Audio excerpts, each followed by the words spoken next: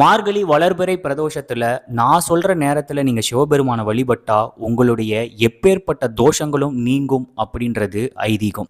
ஜனவரி 1, 2026 வியாழக்கிழமை, அதாவது ஆங்கில புத்தாண்டு அன்னைக்கு இந்த வளர்பிறை பிரதோஷம் வருது. அதனால் இந்த வீடியோவை சேவ் பண்ணி வச்சுக்கோங்க. பிரதோஷ வழிபாடு ஃபாலோ பண்ணுற உங்கள் ஃப்ரெண்ட்ஸ் அண்ட் ஃபேமிலிக்கு ஷேர் பண்ணுங்கள். இது மாதிரி யூஸ்ஃபுல் இன்ஃபர்மேஷன் தர நம்ம பேஜை ஒரு ஃபாலோ பண்ணுங்கள். உங்களுக்கு சிவபெருமானை பிடிக்கும் அப்படின்னா கையிலை மலையானே போற்றி அப்படின்னு ஒரு கமெண்ட் பண்ணுங்கள். பிரதோஷ வழிபாடு பற்றி பார்க்குறதுக்கு முன்னாடி பிரதோஷம்னா நீங்கள் என்னென்னு தெரிஞ்சுக்கோங்க.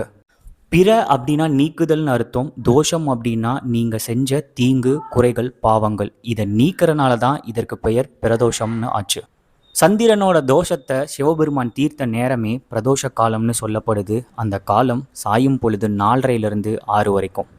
இந்த நேரங்களில் நீங்கள் சிவாலயங்களில் நடைபெற பிரதோஷ வழிபாடில் கலந்துக்கிறது மூலமாக சிவபெருமான் உங்களுடைய எல்லா தோஷங்களையும்